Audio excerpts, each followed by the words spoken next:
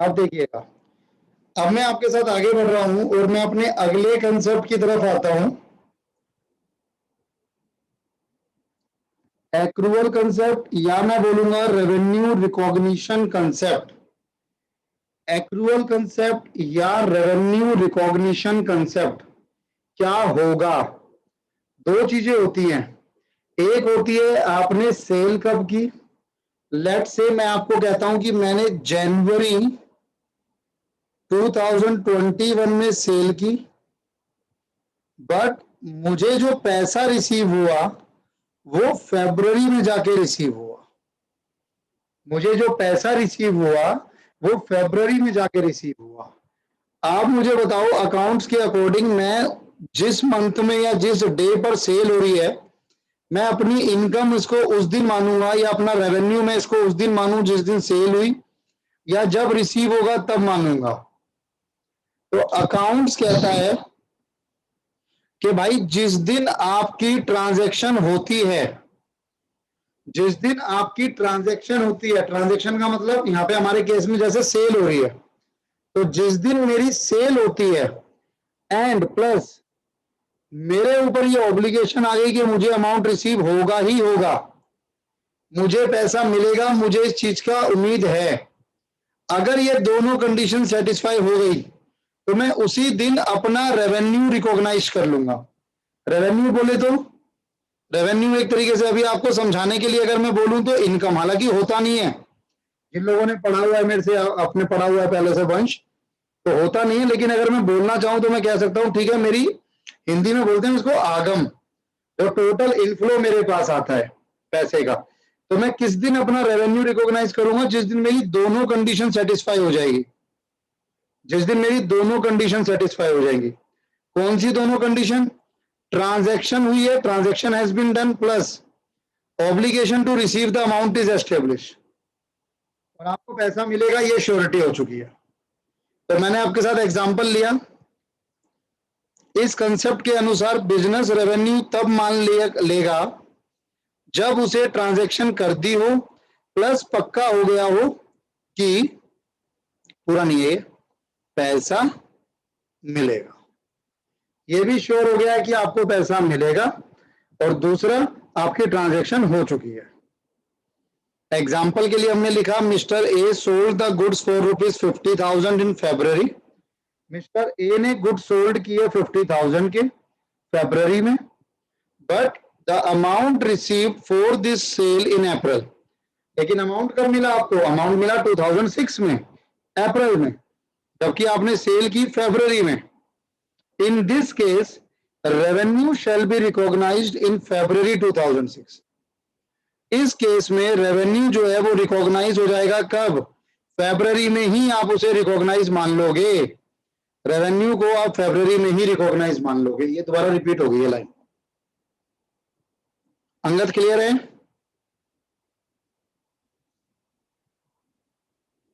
हाँ जी सर। वंश? ये सब क्लियर है।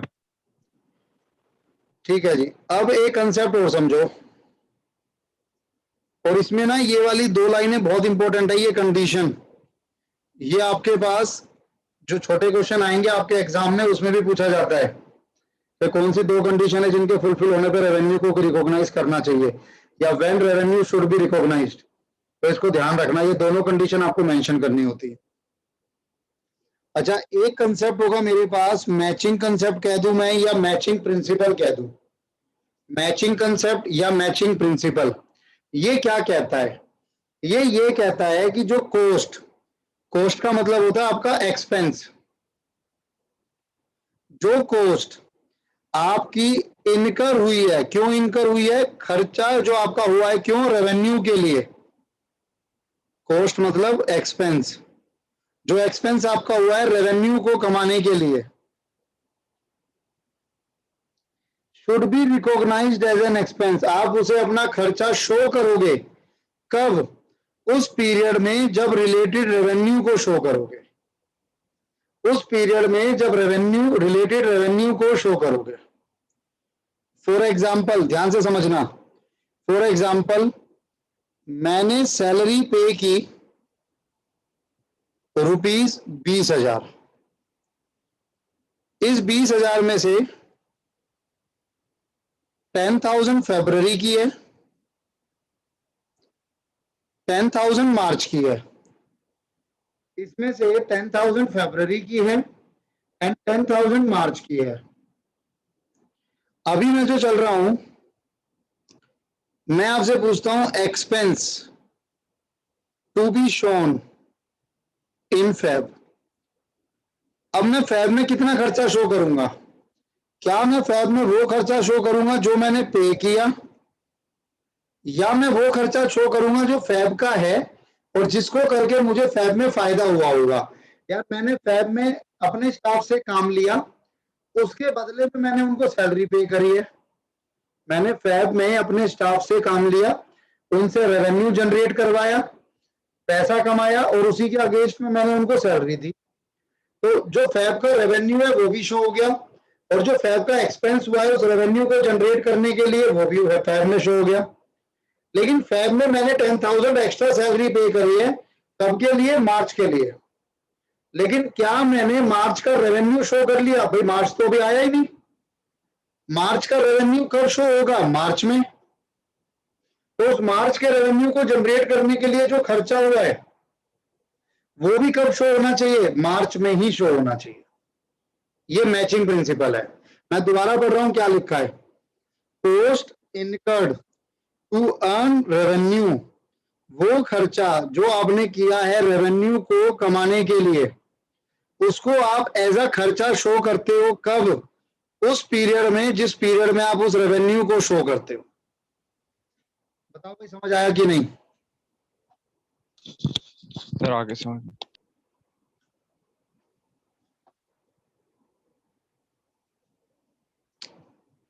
इस कंसेप्ट के अकॉर्डिंग रेवेन्यू को कमाने के लिए जो एक्सपेंस हुआ है, रेवेन्यू को कमाने के लिए जो एक्सपेंस हुआ है, उस एक्सपेंस को हम उस ईयर में खर्चा मानेंगे जिस ईयर में उस खर्चे से कमाए गए रेवेन्यू दिखाएंगे। उस खर्चे से कमाया गया रेवेन्यू दिखाएंगे। तो फिर अब वंश आपको आइडिया होगा, अगर मैं फरवरी में इसको शो करूं तो मैं फरवरी को इसमें किस नाम से शो करूंगा? सो एक्सपेंस पे। एक्सपेंस तो है ही नहीं ना भाई। ये एक्सपेंस तो ये कब शो होगा? एक्सपेंस ये शो होगा मार्च में, जब उसका पीरियड आ जाएगा, जब उसका रेवेन्यू शो करूंगा। फरवरी में मैं इसको क्या शो करूंगा? फरवरी में मैं इसको एडवांस शो करूंगा, एडवांस सैलरी। और एडवांस में किया गया कोई भी खर्चा मेरा एक्सपेंस नहीं होता, एसेट होता है। ठीक है जी। Yes sir. Mister A purchase goods, अब इसको देखो, मिस्टर ए गुड्स परचेज करते हैं 50,000 के 2006 में, और ये जो गुड्स है ना ये सोल्ड होंगे 2007 में। तो अब ये परचेजेस तो मेरा एक्सपेंस है, तो मैं इसे अपना एक्सपेंस कब मानूंगा? 2006 में या 2007 में? सर 2007 में। 2007 में। क्यों? क्योंकि इन गुड्स से रेवेन्यू भी कब जनरेट हुआ? गुड्स को सोल्ड करना मतलब रेवेन्यू 2007 में। तो फिर 2006 में मैं इसको क्या शो करूंगा? 2006 में मैं इसको एक तरीके से अपना क्लोजिंग स्टॉक शो करता हूं, वो माल जो खरीदा तो है बट अभी बेचा नहीं है, सोल्ड नहीं किया है। 2007 में मैं इसको अपना शो करूंगा कि हाँ जी मैंने बेचा है और उससे मुझे पैसा आया है।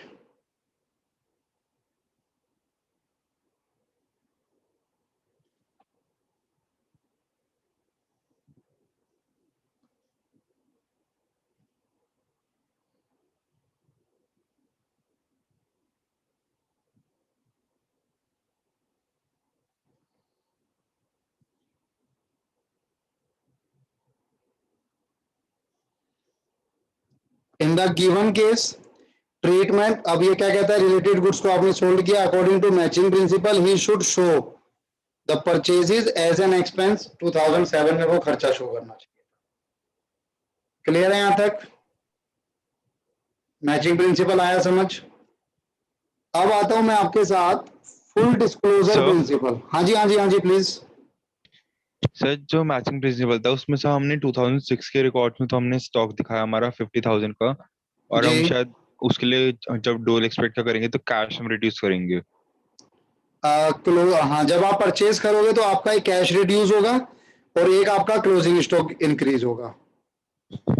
सर फिर हम इसे नेक्स्ट ईयर फिर से यही लिखेंगे, तो फिर इसको नेक्स्ट ईयर ऐसे लिखेंगे कि नेक्स्ट ईयर में क्या होगा, ये क्लोजिंग स्टॉक खत्म आ जाएगा और इस क्लोजिंग स्टॉक की जगह हम लिखेंगे ओपनिंग स्टॉक, और वो जो ओपनिंग स्टॉक होता है ना वो एक्सपेंस में माना गया है अकाउंट्स में। वो थोड़ा सा टाइम लगेगा भाई, अभी उसके बाद समझ आएगा धीरे धीरे।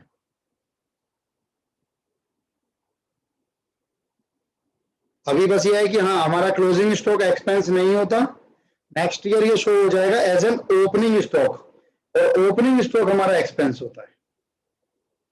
ठीक है वंश? Yes sir. अब एक कंसेप्ट है, नाम से क्लियर हो रहा है, फुल डिस्क्लोजर।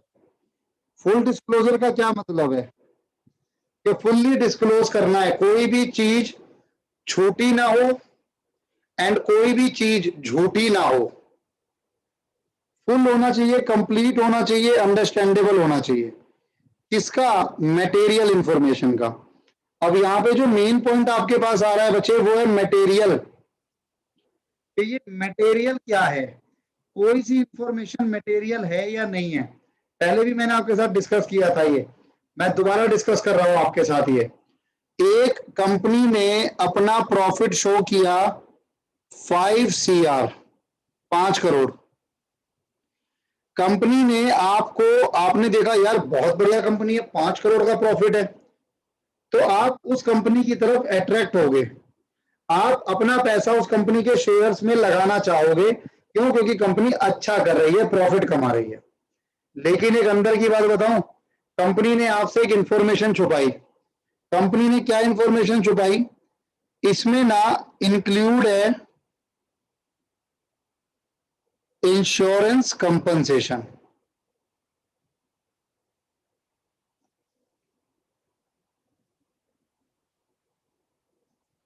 इसमें ना इंक्लूड है इंश्योरेंस कंपनसेशन। इंश्योरेंस कंपनसेशन क्या होता है? कभी हमारे गोडाउन में कुछ आग लगी होगी, कभी हमारे गोडाउन में कुछ आग लगी थी, काफी नुकसान हुआ था आज से 6-7 साल पहले, उसकी कंपनसेशन हमें इंश्योरेंस कंपनी ने दी है 4 करोड़। लेकिन कंपनी ने क्या करा, उसने टोटल दिखा दिया कि जी हमें 5 करोड़ का प्रॉफिट हुआ। क्या 4 करोड़ इंश्योरेंस कंपनसेशन मिलना हमारा कोई प्रॉफिट है? नहीं भाई, कोई प्रॉफिट नहीं है, वो तो हमारा नुकसान हुआ था उसकी भरपाई हो रही है। आपको अलग से शो करना चाहिए था, बिल्कुल करना चाहिए था। क्यों? क्योंकि इस इंफॉर्मेशन के होने की वजह से अगर आपको ये पता होता, ये वाली लाइन आपको पता होती, तो मैं ये कभी नहीं कहता कि वाह वाह क्या कंपनी है, बहुत बढ़िया कंपनी, मैं कभी नहीं कहता। लेकिन क्योंकि मुझे इसके बारे में कोई जानकारी नहीं है, तो मुझे क्या लग रहा है, बहुत बढ़िया कंपनी है, 5 करोड़ का प्रॉफिट कमा रही है। आप देख रहे हैं, एक इंफॉर्मेशन के होने की वजह से मेरा डिसीजन चेंज हो रहा है। मैं कौन हूं? इन्वेस्टर। मैं कौन हूं? यूजर, जिसका इंटरेस्ट है कंपनी के फाइनेंशियल्स में। तो मेरा डिसीजन चेंज हो रहा है। क्या वो इंश्योरेंस कंपनसेशन है? कंपनी ने बता दिया तो मैं अपना पैसा खींच लूंगा, यार क्या 1 ही करोड़ का कंपनी का प्रॉफिट है बस। और अगर आपको और अच्छे से समझना है तो आप कह सकते हो सर 6 करोड़ का मान लो इंश्योरेंस कंपनसेशन लो। अगर 6 करोड़ का इंश्योरेंस कंपनसेशन है, अगर मैं उसे हटा दूं तो इसका मतलब 1 करोड़ का तो नुकसान है कंपनी चल रही है जो। ये मटेरियल इंफॉर्मेशन कहलाती है, जिसके होने या ना होने की वजह से इन्वेस्टर अपना डिसीजन चेंज कर देता है। इसी तरीके का एक पॉइंट और समझो। मान लो कंपनी ने आपको शो किया कि हमारी सेल है 2 करोड़ की, बट कंपनी ने आपको यह नहीं बताया था कि सेल 1,99,99,999 रुपए की है, और कंपनी ने इसको राउंड ऑफ किया हुआ था।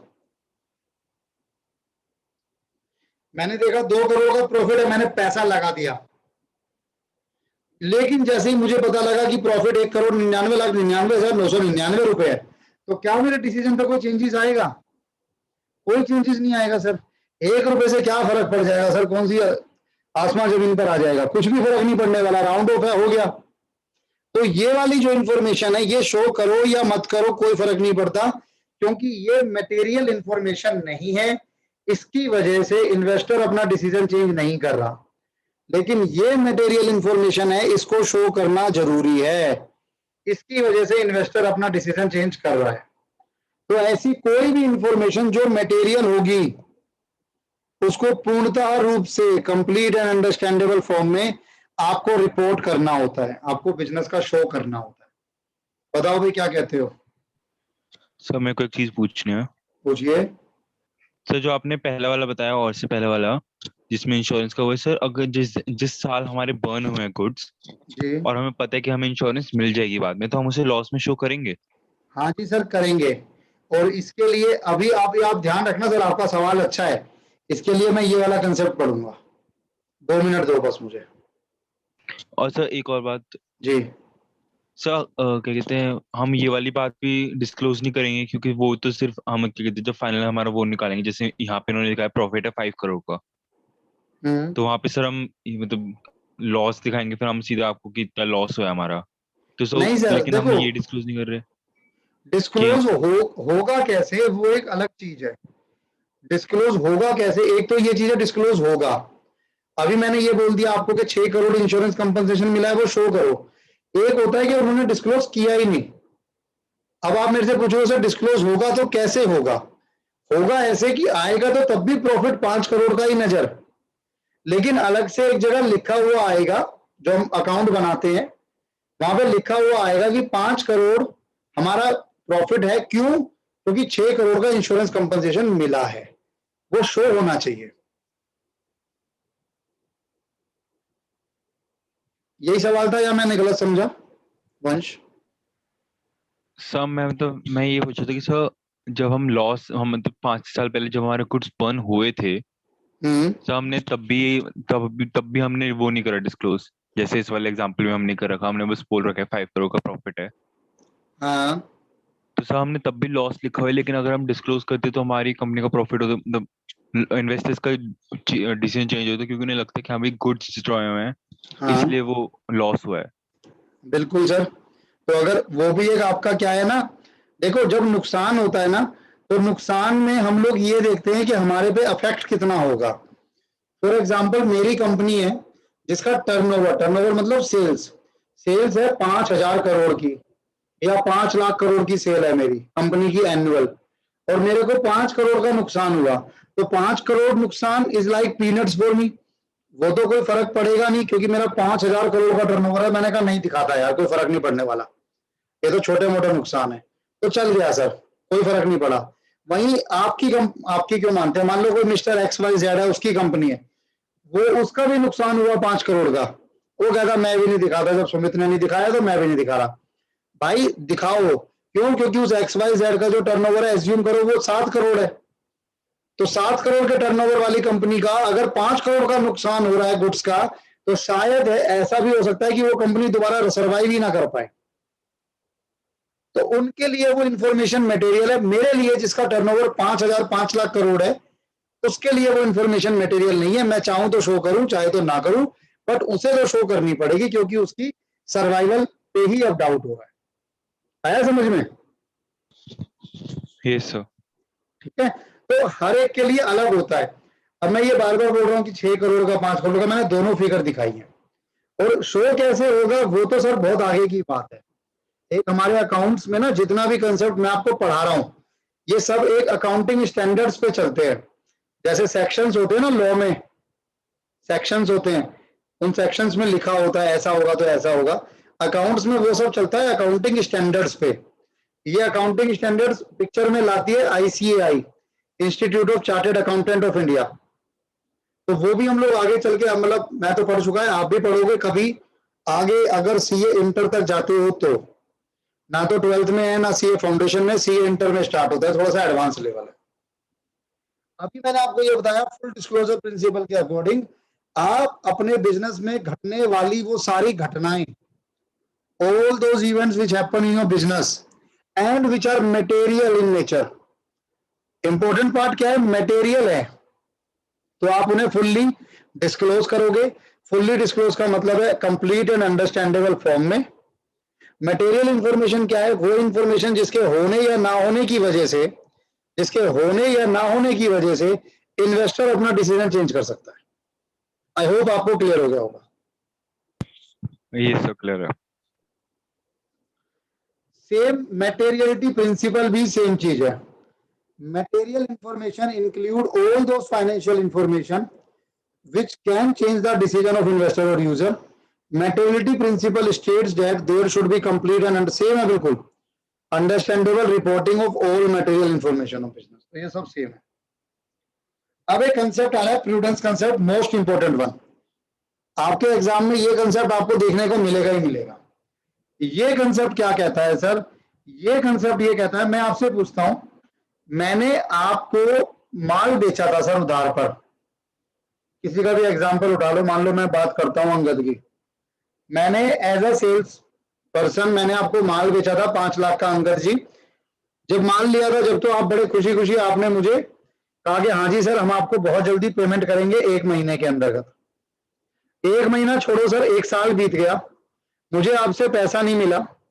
अब मैं फोन करता हूं, आप फोन नहीं उठाते, कोई मेरा, मैं व्हाट्सएप करता हूं, आपका सीन आ जाता है, ब्लू टिक आ जाता है, बट आप उसका भी रिप्लाई नहीं करते सर। मैंने बहुत सारी कोशिशें की बट आपसे कांटेक्ट नहीं हो पा रहा है, और अब कहीं ना कहीं मुझे ये लग रहा है कि मेरा ये पैसा डूब गया, लग रहा है सर ऐसा। अभी मना नहीं करा अंगद जी आपने, मुझे ऐसा लग रहा है कि शायद ये पैसा मुझे अंगद जी से नहीं मिलेगा। अब आप मुझे बताओ, मैं इसको अपना नुकसान, लॉस है सर, पैसा नहीं मिलेगा लॉस है, आज शो कर दूं या मैं वेट करूं अंगद जी का कि जब वो मना कर देंगे नहीं जी नहीं दे रहा तब शो करूं? अच्छा, कंफर्मेशन होने पर। आपने बोला कंफर्मेशन होने पर, और कोई जवाब? अंगद जी आपको क्या लगता है? सर वेट करनी है। वेट करें सर, अंगद जी को भरोसा है कि वो पैसा देंगे, लेकिन अकाउंट्स ये नहीं मानता सर बात। अकाउंट्स कहता है कि फ्यूचर में अगर आपको लगता है आपका नुकसान होने वाला है, आपको लगता है भाई पैसा डूबा, तो फिर डूबने का वेट मत करो। जिस दिन आपको ये श्योरिटी है, श्योरिटी इन द सेंस कि 50% से ज्यादा चांसेस हैं, मैं वर्ड्स वापस ले रहा हूँ, 50% पे मत जाना अभी, वरना उस पर नंबर ऑफ क्वेश्चंस आप लोगों के आएंगे। जहां पर मुझे डाउट है, हाँ ये वर्ड ठीक है, जहां पर मुझे डाउट है कि मेरा नुकसान फ्यूचर में होगा, तो मैं फ्यूचर का वेट नहीं करूंगा, मैं आज ही उसे अपना नुकसान शो कर दूंगा। लॉजिक बताऊंगा इसके पीछे, 2 मिनट दो, ठीक है जी। अब ऐसे समझो इसको, मैंने ना कोई केस किया हुआ था किसी पे भी, मैंने कोई केस किया हुआ था, लेट से अभय त्यागी जी है यहाँ पर, तो मैंने अभय भाई पर केस कर दिया, कुछ भी कारण रहा होगा, मैंने केस कर दिया। अब मुझे पूरी उम्मीद लग रही है कि मैं ये केस जीतूंगा, और केस जीतते ही अभय मेरे को 5 लाख रुपए कंपनसेशन देगा, और मुझे पूरी उम्मीद है कि भाई जीत गया समझो। अभी जीता नहीं हूं, अभी केस डिसाइड नहीं हुआ है, लेकिन मुझे उम्मीद है, पूरी उम्मीद है कि जीत गया। आज अपना प्रॉफिट शो कर दूं जिस दिन मुझे पूरी उम्मीद है, या वेट करूं डिसाइड होने का केस? बताओ। तो आज ही कर दो। आज ही कर दो। अंगद जी आप क्या कहते हो? अभय भाई क्या कहते हो?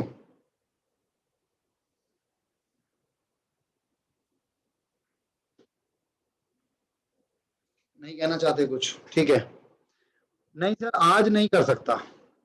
अब अकाउंट्स अपनी बात से पलट गया। अकाउंट्स कहता है कि भाई अगर आपको लगता है कि फ्यूचर में आपको प्रॉफिट होने वाला है, तो आप उसे पहले से शो नहीं करोगे, आप वेट करोगे, आप वेट करोगे फ्यूचर का, और फ्यूचर में अगर वो प्रॉफिट एक्चुअली हो जाएगा तभी रिकॉर्ड करोगे। लेकिन लॉस के लिए उसने क्या बोला था? वेट नहीं करना। अगर आपको डाउट है कि लॉस होगा फ्यूचर में, तो फ्यूचर का वेट नहीं करना, आज ही रिकॉर्ड कर लो। बट प्रॉफिट में क्या कह रहा है कि प्रॉफिट डाउट के बेसिस पे रिकॉर्ड नहीं होगा, जब प्रॉफिट एक्चुअली हो जाए तभी रिकॉर्ड करना। बताओ भाई, रूल समझ आया? लॉजिक तो मैं भी बताऊंगा, रूल समझ आया? Yes sir. A business should provide for all possible losses, possible मतलब future losses, but do not anticipate for any possible profit या gain। भविष्य में होने वाले किसी भी फायदे को, प्रॉफिट को, फ्यूचर के प्रॉफिट को नहीं दिखाएगा, बट फ्यूचर के लॉस को दिखाएगा। कुछ आता है सर दिमाग में कि लॉजिक इसके पीछे क्यों ऐसा करा होगा?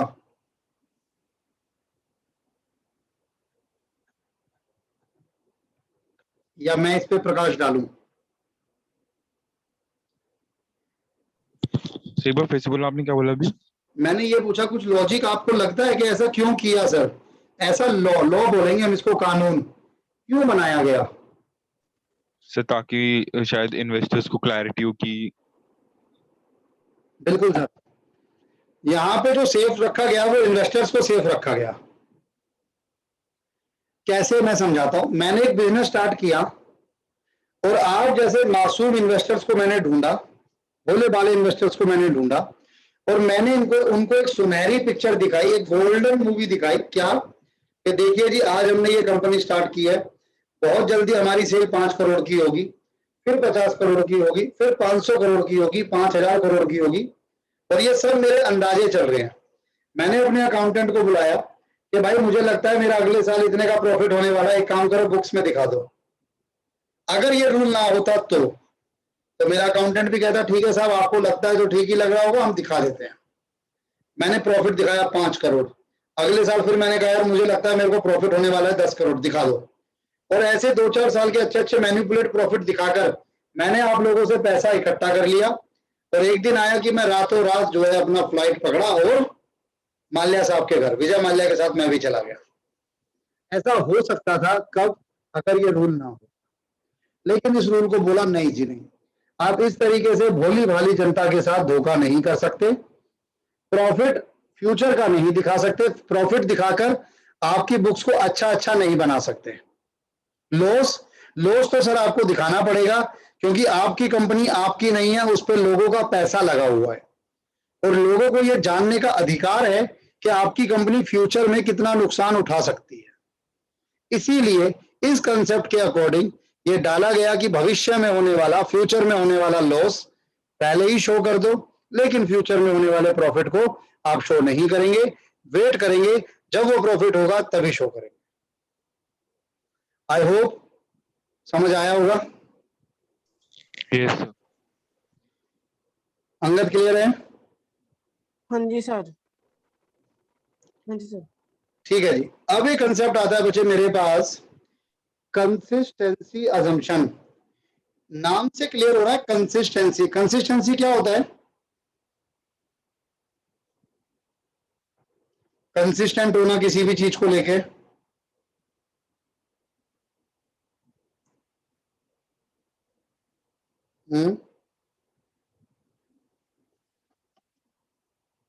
आपको याद होगा, क्रिकेट अगर फॉलो करते हो तो लगातार बोला जाता था पुराने 90s के दशक में कि Rahul Dravid is a consistent player.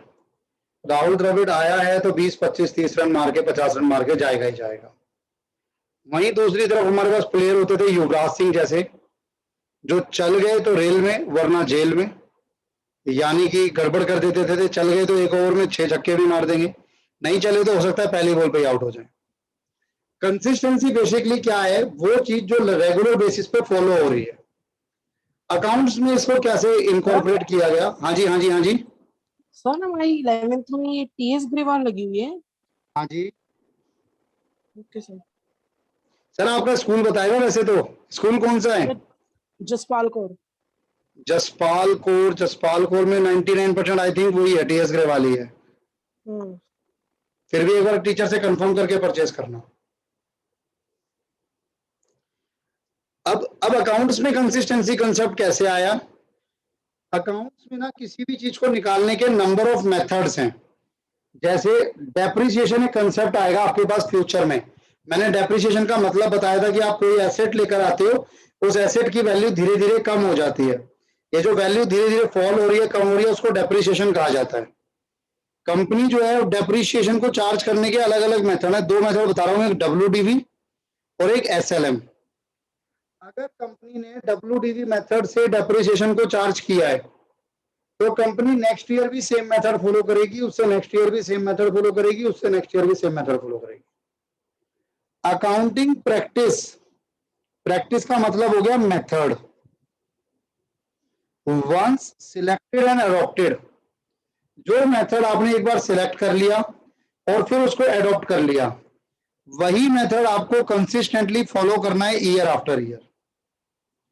इसका मतलब जो मेथड एक बार आपने यूज किया वही मेथड चेंज नहीं कर सकते क्या? आप कर सकते हैं।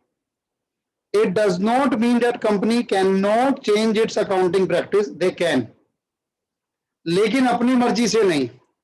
कुछ कंडीशन है, कुछ उन कंडीशंस में से एक condition, any one condition follow होनी चाहिए। Any one of the below condition is satisfied. पहला, अगर वो चेंजेस रिक्वायर्ड है किसके द्वारा? लॉ के द्वारा। कानून ने बोला है कि भाई चेंज कर दो। कल को कानून ने बोला WDV मेथड नहीं चलता, सिर्फ SLM चलता है, तो ठीक है जी, हम WDV वाले थे, हम चेंज कर देंगे। कल को कानून ने बोला कि required by accounting standard, ICAI की तरफ से गाइडलाइंस आ गई, इस मेथड को चेंज कर दो, इसकी जगह ये वाला मेथड फॉलो करो, तो हमें करना पड़ेगा। या फिर अगर हम ये एश्योर कर दें कि चेंज करने की वजह से प्रेजेंटेशन बेटर होगी और बेनिफिट किसका होगा? यूजर्स का होगा। Benefit will be of user, तो आपको अलाउ है चेंज करना। इन तीनों में से कोई एक कंडीशन सेटिस्फाई होगी तभी आप मेथड को चेंज कर सकते हो, अदरवाइज आप मेथड को चेंज नहीं कर सकते। Method one selected and adopted and applied should be applied consistently year after year. क्या कहते हो? क्लियर है? Yes sir. सर जो अभी आपने 2 मेथड पे बताया वो हम करेंगे अभी या नहीं? करेंगे सर, अभी नहीं करेंगे, मतलब हो सकता है फर्स्ट जो आपका सेमेस्टर होगा उसके बाद करेंगे। 12, 13 या 14 नंबर आपका एक चैप्टर नंबर है ये TS अग्रवाल में। एक और कंसेप्ट है हमारे पास, last concept, verifiable objective concept. Verifiable objective concept क्या कहता है? वो ये कहता है कि सर आपकी accounting information should be free from personal bias, धोखाधड़ी, किसी प्रकार की कोई धोखाधड़ी नहीं होनी चाहिए। आपकी अकाउंटिंग इंफॉर्मेशन बिल्कुल साफ सुथरी होनी चाहिए। यानी कि अगर मैं आपके साथ कोई भी अकाउंटिंग स्टेटमेंट शो करता हूं, जैसे मैं आपको एक अकाउंटिंग स्टेटमेंट शो करता हूं,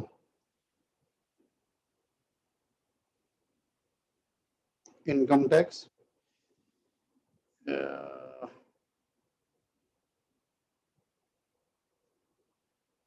कोई भी, मान लो ये एक इंस्टीट्यूट है, मैंने इसके फाइनेंशियल्स आपके साथ डिस्कस करता हूं।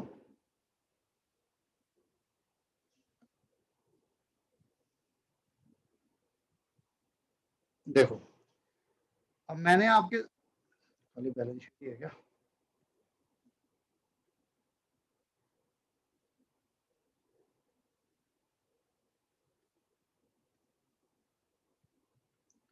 मैंने आपके साथ एक प्रॉफिट एंड लॉस दिखाया, यानी ये प्रॉफिट एंड लॉस है किसी का भी, उसकी ग्रॉस रिसिप्ट आ रही है कहीं ना कहीं 11,20,070 रुपए। तो कल को अगर आप आते हो और आप कहते हो सर मुझे इसका प्रूफ चाहिए, तो मेरे पास इसके सेल्स के बिल होने चाहिए, जिन बिल्स का टोटल ये आना चाहिए, ना ज्यादा ना कम। कल को आप कहते हो कि सर मुझे रेंट पे डाउट है, तो मेरे पास कुछ सपोर्टिंग डॉक्यूमेंट, कुछ उसका प्रूफ होना चाहिए जिससे मैं साबित कर चुकूं ये रेंट ठीक है। कल को आप कहते हो सर मुझे डाउट है कि इतना बिजली का बिल किसी का नहीं आता, तो मेरे पास इलेक्ट्रिसिटी बिल होगा, उसके अकॉर्डिंग ही आया होगा।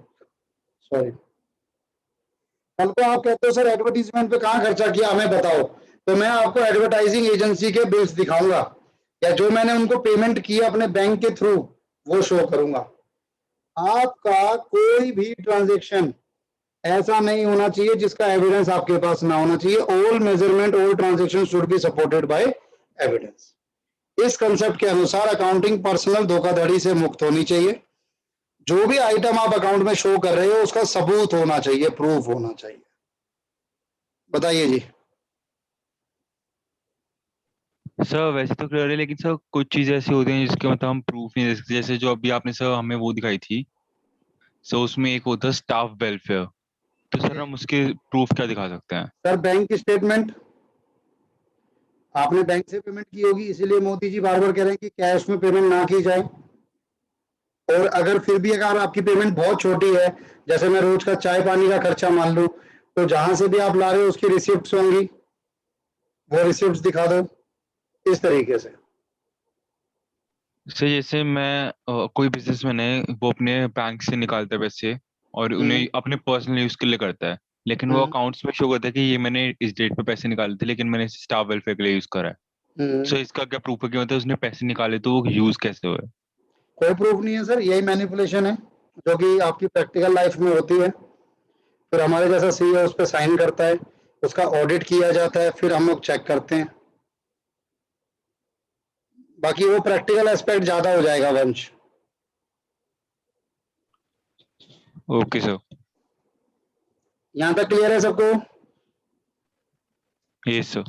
और अंगद, आप मेरे को अभी एक बार क्लास एंड होगी जब, उसके बाद याद दिलाना, मैं आपको प्लेलिस्ट शेयर करूंगा एक, और नेक्स्ट क्लास से पहले आपको वो देखनी पड़ेगी सर, अदरवाइज आपको समझ नहीं आएगा। Okay sir. ठीक है, अभी आप लोग क्लास कर सकते हो स्किप, मेरे को सिर्फ इससे बात करनी है, इसका एक बार पेपर चेक करते हैं। आपको वो समझ नहीं आएगा, इसलिए आपके रहने का फायदा नहीं है क्लास में। खाली वंश रुकेगा, बाकी दोनों क्लास को लेफ्ट कर सकते हैं।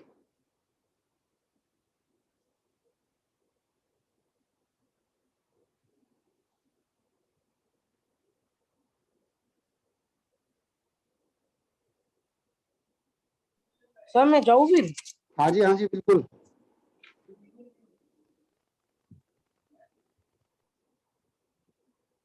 वंश बताइए भाई। Yes sir. सर मेरे को पहला क्वेश्चन है कि अनएक्सपायर्ड इंश्योरेंस हमारा किस टाइप का एक्सपेंडिचर है? सर आपने, जब मैंने लास्ट टाइम पूछा था सर, आपने बताया था डेफर्ड रेवेन्यू एक्सपेंडिचर होना चाहिए। अनएक्सपायर्ड इंश्योरेंस किस टाइप का? एक्सपेंडिचर होना चाहिए।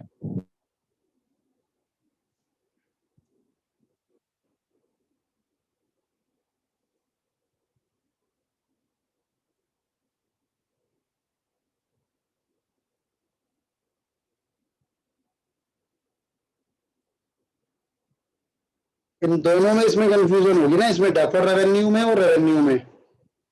देखो, अनएक्सपायर्ड इंश्योरेंस है क्या? सर जो इंश्योरेंस एक्सपायर नहीं है और अभी तक हम उसके पैसे दे रहे हैं तो। एडवांस में? Yes sir. हाँ, अच्छा, एडवांस इंश्योरेंस है सर। और एडवांस बेसिकली क्या होता है कि हम लोग एज्यूम करते हैं कि नेक्स्ट ईयर का एडवांस होगा। ठीक है, एडवांस यानी हम लोग एज्यूम करते हैं कि नेक्स्ट ईयर का होगा। माय बैड है, माय बैड। ये रहेगा सर इसका आंसर। आपने क्या लगाया था?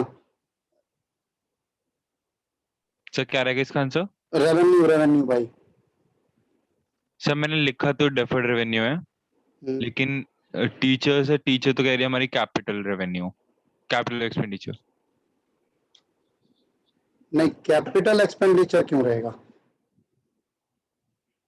सर एक बार आप मेरे को डेफर्ड रेवेन्यू का तो पता है, जिसके हमें मतलब कुछ साल सर, तक बेनिफिट्स मिलते रहते हैं। डेफर्ड रेवेन्यू ना तो एक ही होता है बस, एडवर्टाइजमेंट, आप ये मान लो। Yes sir. डेफर्ड रेवेन्यू का एक एग्जांपल है। देखो, दो तीन चीजें हैं इसमें। पहला, वो खर्चा जिसकी मैं जितनी पेमेंट करूंगा ना, वो पेमेंट कंज्यूम हो जाएगी इन 1 ईयर।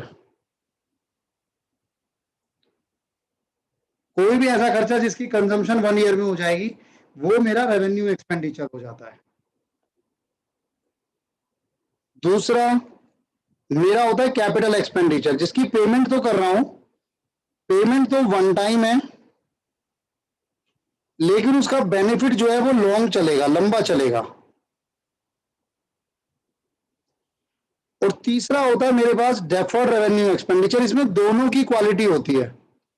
इसकी मैं पेमेंट भी रेगुलर करता हूं, लेकिन जो पेमेंट मैंने आज की है ना, उसका बेनिफिट मुझे लंबे समय तक मिलता है। तो इसका तो सिर्फ एक ही एग्जांपल होता है, आपका एडवर्टीजमेंट।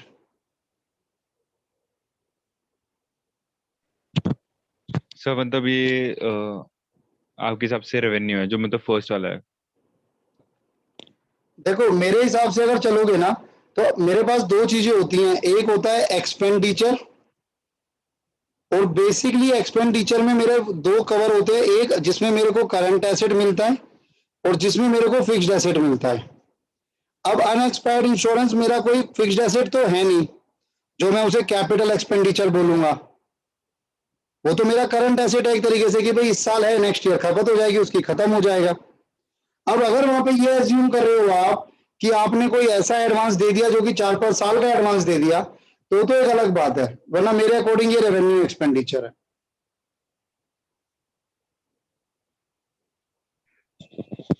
सर इंश्योरेंस के लिए सर हम पे करते रहते ना रेगुलरली। सर अगर मैंने मान लो मैंने गाड़ी का इंश्योरेंस कराया और मैंने वो इंश्योरेंस इस साल कराया, तो उसका बेनिफिट मुझे सिर्फ इस साल मिलेगा, उसका बेनिफिट मुझे नेक्स्ट ईयर नहीं मिलेगा। अगर मैं नेक्स्ट ईयर का एडवांस देता हूं तो वो मेरा इस साल के लिए एसेट है, नेक्स्ट ईयर मेरा वो एक्सपेंस लगेगा और नेक्स्ट ईयर उसका मुझे बेनिफिट मिलेगा। यानी ये रेवेन्यू एक्सपेंडिचर चल रहा है। क्यों? क्योंकि आप जिस साल का पे कर रहे हो आपको बेनिफिट उसी साल का मिल रहा है। बोलो। सर मेरे को तो ऐसा डाउट है सर, मेरे को जो मैंने इंश्योरेंस अपने दिमाग में लेके चला था जब मैं क्वेश्चन कर था, तो मैंने मेडिकल इंश्योरेंस माइंड में लिया था कि सर मेडिकल ठीक है। इंश्योरेंस जैसे मेरे को पता है कि फादर मेरे पे करते हैं, तो जब कोई मेडिकल सिचुएशन आती है तो पापा तब उस टाइम पे इंश्योरेंस से निकाल के दे सकते हैं, लेकिन पापा रेगुलरली पे करते हैं। अब मेरी बात समझो, मैंने 1 अप्रैल 2021 से लेके 31 मार्च 2022 के लिए एक मेडिक्लेम लिया, जिसको आप मेडिकल इंश्योरेंस कह रहे हो। मैंने एक मेडिक्लेम लिया और उस मेडिक्लेम की लिमिट है 5 लाख। खुदा ना खास्ता मैं या कोई फैमिली मेंबर अगर हॉस्पिटलाइज होता है इस पीरियड में, तो मुझे 5 लाख का कवर मिलेगा। लेकिन ये पीरियड हो गया खत्म, 31 मार्च 2022 चली गई और अभी मैं कहीं व्यस्त था तो मैं अपना इंश्योरेंस रिन्यू नहीं करा पाया। इसी बीच 1 अप्रैल 2022 को मैं बीमार हो गया। अब अगर मैं जाता हूं हॉस्पिटल में तो क्या मुझे ये क्लेम मिलेगा? No sir. नहीं मिलेगा ना। क्यों? क्योंकि मैंने जो प्रीमियम जो किस्त पे की थी वो एक पर्टिकुलर पीरियड की थी और मुझे बेनिफिट भी सिर्फ उस पर्टिकुलर पीरियड में मिलेगा। आपके फादर उसको रिन्यू कराते हैं सर हर साल, तभी वो बेनिफिट कंटिन्यू रहता है। सर कोई अगर इंश्योरेंस जैसे कोई 1 ईयर से ज्यादा की नहीं होती? सर 1 ईयर से ज्यादा की होगी, बिल्कुल होगी।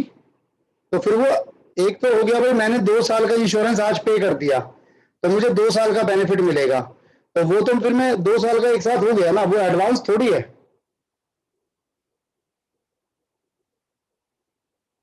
सर वो एडवांस ही तो आपने पहले पे कर दिया ना 2 साल का। तो सर आपका इस साल का रेवेन्यू और इस साल का खर्चा तो एक ही साल का दिखेगा ना। नेक्स्ट ईयर जो खर्चा आप करने वाले थे वो आपने पहले कर दिया, तो वो आपका एडवांस हो गया, लेकिन है तो वो एक साल का ही, तो वो रहेगा तो करंट ही। कोई बहुत लंबा एसेट आपको थोड़ी मिल गया। आप इसको डेफर्ड में कंफ्यूज हो रहे हो। ये सब मैं इसको डिफर्ड में ऐसे कंफ्यूज हो रहा हूँ कि जैसे सर हमने हमने लॉन्ग टर्म की इंश्योरेंस ली 2 या 3 इयर्स की, और हम सर एक साथ पे भी नहीं कर रहे उसको, हम पे किस्तों में ही कर रहे हैं। तो सर हम पे रेगुलरली भी कर रहे हैं और हमें उसका नहीं बेनिफिट नहीं भी मिल नहीं, रहा आप है। ऐसा कर ही नहीं सकते सर। अगर आप 3 साल के इंश्योरेंस में एक साथ ले रहा हूं तो उसका मतलब ही है कि मैं 3 साल की पेमेंट एक साथ कर रहा हूं। Okay sir. और आप एक चीज को मेरे को समझो ना, आप मेरी 2 बातें समझो।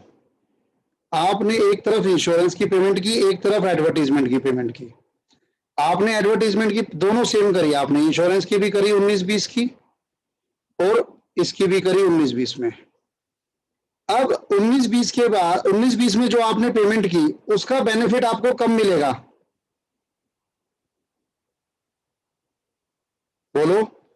सर 19-20 कभी में भी मिल मिल सकता है, सकता है। 20-21 में भी मिल सकता है, 21-22 में भी मिल सकता है, 22-23 में भी मिल सकता है, कभी भी मिल सकता है। लेकिन इसका बेनिफिट आपको सिर्फ कब मिलेगा? 1920। 19-20। यहीं पर अगर आपने 2 की एक साथ कर दी तो ज्यादा से ज्यादा क्या हो गया, आपको बेनिफिट जो है वो 2 बार मिल गया। लेकिन ऐसा तो नहीं है ना कि आपने पेमेंट एक बार की और उसका बेनिफिट आपको कभी भी मिल सकता है। नहीं, आप जिस पीरियड के लिए पे कर रहे हो आपको बेनिफिट सिर्फ उसी पीरियड का मिल रहा है। डेफर्ड का मतलब होता है कि आपने पेमेंट एक बार की और बेनिफिट कभी भी मिल सकता है, आपको खुद नहीं पता, वो है डेफर्ड। ओके सर, सो डिफर्ड में बस हमारे पास एडवर्टीजमेंट।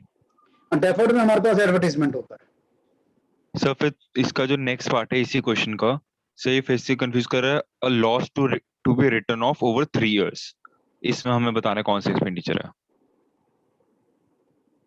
मेरे को आप ये भेज सकते हो, एक बार स्क्रीनशॉट भेज दो या वैसे भेज दो।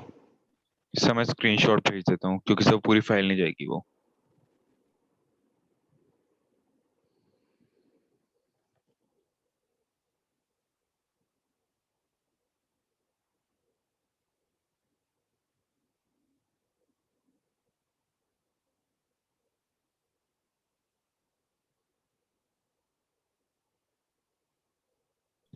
सर मैंने आपको भेज दिया सर, उसका थर्ड ऑप्शन दिखेगा नहीं डेफर्ड रेवेन्यू का, क्योंकि वो ठीक है। स्क्रॉल करने पे दिखता है।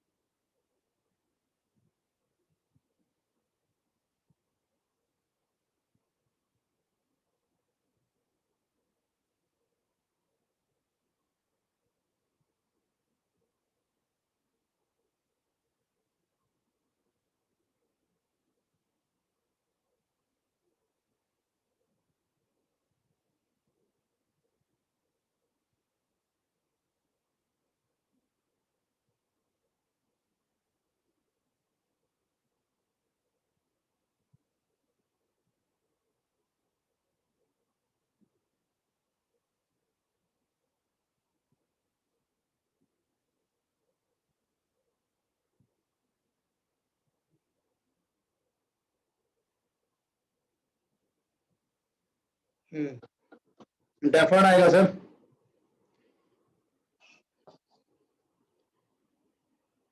होंगे सर कैसे? सर, ऐसे के तरीका वही है इसका भी, कि ये भी सेम वैसे ही होता है जैसे आपका एडवर्टीजमेंट है। अगर मैंने एडवर्टीजमेंट का खर्चा किया मान लो 5 साल, 5 लाख रुपए, और मुझको अंदाजा है कि इसका जो खर्च, इसका जो बेनिफिट है, मैंने एक बार कर दी पेमेंट, अगली पेमेंट मैं एडवर्टीजमेंट की अगली करूंगा, लेकिन इस 5 लाख का बेनिफिट मुझे अगले 5 साल तक मिल सकता है या 10 साल तक मिल सकता है। तो मैं इसको, अब एक कंसेप्ट पढ़ाया था ना आपको, मैचिंग, तो मैं इसको एक साथ अपना खर्चा शो नहीं करूंगा, मैं इसको धीरे धीरे धीरे धीरे पार्ट्स में अपना खर्चा शो करूंगा। और वही जो धीरे धीरे पार्ट्स होता है उसी को कहा गया है राइट ऑफ करना। तो कोई भी आपका खर्चा या कोई भी आपका नुकसान जो आप एक साथ राइट ऑफ नहीं करना चाहते, क्यों? क्योंकि उसका रेवेन्यू, उसका बेनिफिट आपको लंबे समय तक मिल रहा है, तो आप उसको राइट ऑफ करोगे धीरे धीरे। तो मैं इसको राइट ऑफ करूंगा लेट से 5 साल में, तो मैं हर साल कितना दिखाऊंगा? 1 लाख। तो ये भी हमारा जो कवर होगा वो डेफर्ड रेवेन्यू एक्सपेंडिचर में कवर होगा, जितना मेरे अकॉर्डिंग। तो बाकी इन्होंने क्या आंसर दिया है वो आप बताओ। सर मैम ने बोला तो डेफर्ड रेवेन्यू है, लेकिन सर मेरे को मतलब कुछ में वैसी कंफ्यूजन थी हाँ, क्योंकि सर एडवर्टीजमेंट बताया तो सर मेरे को इस लाइन का मतलब भी ढंग से समझ में नहीं आया था क्या है। Loss to be written off, ये उसी को ही कहा जाता है सर। एडवर्टीजमेंट को ही एक तरीके से खर्चा बोल दिया जाता है, जिसको हम राइट ऑफ कर, मतलब ये क्या है ना, ये उन्होंने घुमा दिया कि डायरेक्ट एडवर्टीजमेंट ना लिख के उसकी ट्रीटमेंट लिख दी कि एडवर्टीजमेंट को हम राइट ऑफ करते हैं 3 साल में। क्यों? क्योंकि वो डेफर्ड रेवेन्यू एक्सपेंडिचर है, क्योंकि वो 1 साल में कवर नहीं होगा, उसका रेवेन्यू 3 में होगा, तो मैं उसे 3 साल में शो कर रहा हूँ। तो उन्होंने इस तरीके से घुमा दिया क्वेश्चन। लेकिन सर वो लॉस कैसे है?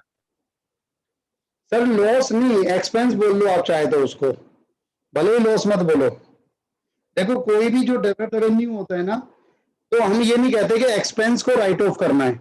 अभी आप आगे वर्ड पढ़ोगे फिक्टिशियस एसेट, इसका मतलब होता है हम ऐसा खर्चा या ऐसा नुकसान, दोनों सेम कैटेगरी का पार्ट हो जाता है अकाउंट्स में, एक्सपेंस भी और लॉस भी, कि भाई दोनों में मेरा खर्चा हो रहा है, तो दोनों को सेम कैटेगरी में डाल दिया जाता है, और उसको हमें राइट ऑफ करना है अलग अलग ईयर्स में, क्योंकि उसका बेनिफिट हमें अलग अलग ईयर्स में मिल रहा है। और ये हो भी किस वजह से रहा है, फ्यूचर का बता दूं तो मैचिंग प्रिंसिपल की वजह से, जिसमें मैंने आपको बताया था कि अगर रेवेन्यू आगे हो रहा है तो उतना हिस्सा भी आप आगे शो करोगे नेक्स्ट ईयर में।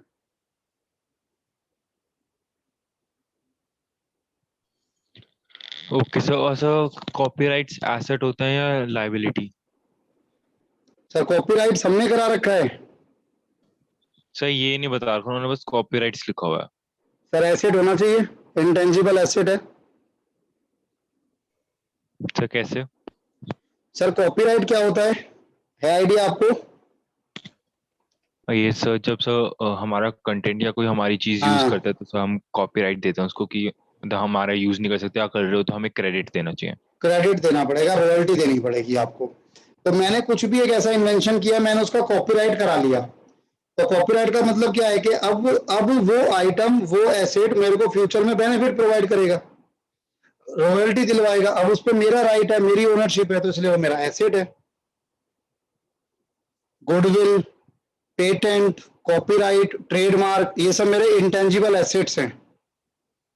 सर वहां पे से वर्ड कॉपीराइट्स लिखा हुआ था, तो सर मतलब अगर कोई ये भी तो सोच सकते कि मतलब आपके ऊपर कॉपीराइट आया है या आपको मिला है कॉपीराइट किसी और से।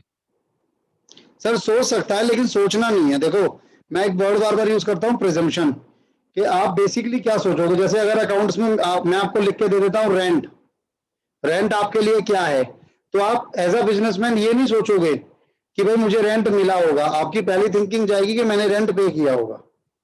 तो ये चीजें इसी तरीके से चलती आ रही हैं शुरू से, कि भाई कॉपीराइट लिखा हुआ है तो मैं यही एज्यूम करूंगा कि मेरा कॉपीराइट है, मैंने किसी चीज पे कॉपीराइट करा रखा है। Okay sir. और सर मतलब इसी क्वेश्चन में था वो अनअर्न्ड कमीशन वाला, सर वो हमने कभी पहले करा नहीं, और अनअर्न्ड का मतलब लिटरल मीनिंग तो वही होता है ना जो हमें मिला नहीं पैसा। सर अर्नड का मतलब देखो, एक तो होता है नॉट रिसीव्ड, उसका मतलब होता है कि नहीं मिला पैसा। एक हो गया अनअर्नड। एक सेकंड देना भाई, कौन परेशान हो रहा है?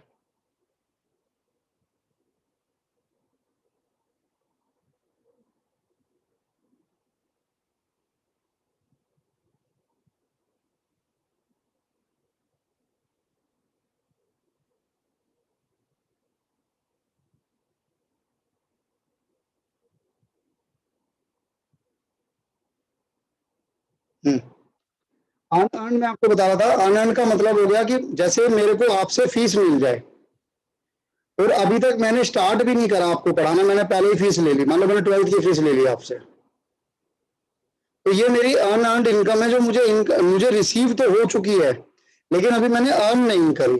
अर्न कब करूंगा? जब उसका टाइम आएगा मेरी सर्विस देने का, तो एडवांस में आपको मिल गई है। सर ये फर्स्ट टू चैप्टर्स में वर्ड यूज हो रहा है? सर आपका जो पेपर था ना, वो मेरे अकॉर्डिंग थोड़ा सा इन्होंने ज्यादा वो बना दिया टेक्निकल। अभी इतना टेक्निकल होना नहीं चाहिए था, क्योंकि आप लोगों को उतनी नॉलेज है नहीं, बट कुछ कर नहीं सकते सर उस चीज का। मेरे को लगता नहीं है कि कहीं हो रहा होगा, अगर हो भी रहा होगा तो इक्वेशन वाले में हो रहा होगा, अकाउंटिंग इक्वेशन। फर्स्ट 2 चैप्टर्स में ऐसा कुछ नहीं है। और सर शायद वो मर्चेंडाइज भी नहीं है फर्स्ट टू चैप्टर्स नहीं में। नहीं नहीं, मैं बता दे रहा हूँ, थोड़ा सा ज्यादा इलॉजिकल बनाया इन्होंने, ज्यादा हार्श बनाया, या फिर इन्होंने कहीं से उठाकर दे दिया सीधा सीधा, ध्यान नहीं दिया टीचर ने। और सर मेरे कुछ मार्क्स ऐसे भी कटे, जैसे सर डेप्रिसिएशन था हम्म। आंसर, सर मैंने स्मॉल में लिखा है, उन्हें कैपिटल में चाहिए तो उन्होंने मार्क्स डिडक्ट कर दिए। सर मतलब भाई ऐसा होता है कि हमें कैपिटल में नहीं लिखनी होती टर्म्स। नहीं नहीं नहीं, वो कोडिंग का चक्कर होगा। ये चेकिंग या तो नहीं करी होगी, सीधा चेकिंग हुई होगी, या तो वो हाँ आंसर सर, मैच नहीं करती कोडिंग। ये सर गूगल फॉर्म्स पे तो उन्होंने हाँ कैपिटल में करा होगा, लेकिन सर हाँ जैसे अब मैंने मैम को बता दिया कि मैंने स्मॉल में लिखा है लेकिन आंसर सही है, तो सर कम से कम उन्हें अपनी उनमें तो वैसे सही कर जी लेना चाहिए। जी। सर टीचर ने तो मेरे को यही कहा है कि नहीं वैसी गलतियां हैं, और अकाउंटेंसी में तो कैपिटल में मांगा है तो कैपिटल में ही देना होगा। नहीं नहीं भाई, यही वंश मैं कहता हूँ लगातार ना, कि 11th में थोड़ी टीचरों की चल जाती है, बाकी ऐसा कुछ नहीं है कि कैपिटल में लिखना है। कहीं आपने या तो गूगल फॉर्म में उन्होंने स्टार्टिंग में लिखा होगा कि डेप्री कैपिटल में लिखना। सर लिखा तो मैंने सर सारे कैपिटल में था, फिल इन द ब्लैंक्स वाला, क्योंकि सर क्लास उसमें भी लिखा हुआ था क्वेश्चन में, लेकिन सर वो आया नहीं वैसे उसमें आंसर चलो शीट ये में, तो पता नहीं आया किसी नहीं। टेक्निकल है, उस पर इग्नोर करो यार, कोई फर्क नहीं पड़ता। अभी इनकी चल रही है, चला लो। और सर कुछ क्वेश्चन है जिसमें हमें दो चीजें मार्क करने को हैं, जैसे choose to liability, choose to assets. हाँ, सो उसमें मेरा अगर कोई एक पार्ट गलत है तो उन्होंने दोनों के मार्क्स नहीं दे रखे। इलॉजिकल है सर, इग्नोर मारो। और सर ये क्वेश्चन था, मैंने आपसे पहले पूछा भी था, द डिसीजन मेकर, सर कुछ स्क्रीनशॉट भेजता हूँ आपको। हाँ भेज दो सर, भेज दो। Yes, sir.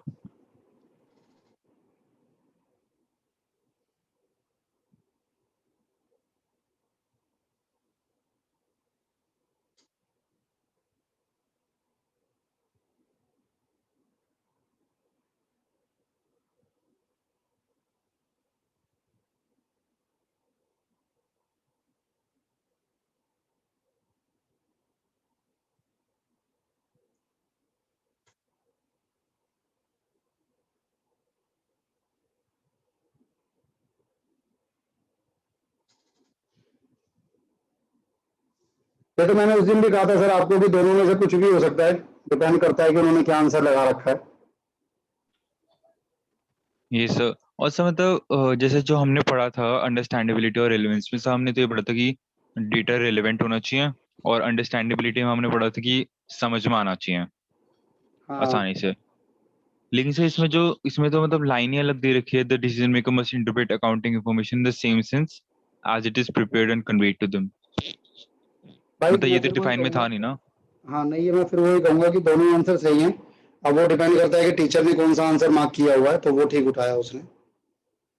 मैं तो दोनों के हिसाब से इसकी वो आपको दे दूंगा एक्सप्लेनेशन, बट उसका कोई यूज नहीं है, क्योंकि ये उनके अपने लॉजिक पे चल रहा है। तो आप इसमें दोनों को ही ठीक मानो। Okay sir. सर वैसे बाकी सर मेरी कुछ गलतियां थी। बाकी ठीक था आपका, जितने जो आप मेरे से डिस्कस कर रहे हो इसमें ऐसा नहीं है कि सब आप ही की गलती है। थोड़ा सा रहता है स्टार्टिंग में, ये भी धीरे धीरे ठीक हो जाएगा।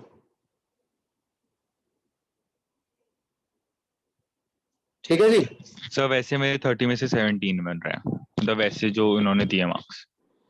अब तो 17 में 3 और जोड़ लो तो 20 हो गए, मतलब सर फिर 3 भी। क्वेश्चन ऐसे हैं जिन्होंने मेरे को एक भी मार्क्स नहीं दिया, जब मेरा एक गलत है अच्छा। तो 3 मार्क्स हो। और सर एक ये वाला था जो अब दोनों करेक्ट हो सकते हैं, वो 4। हम्म। और सर मैं एक सेकंड देखता हूँ,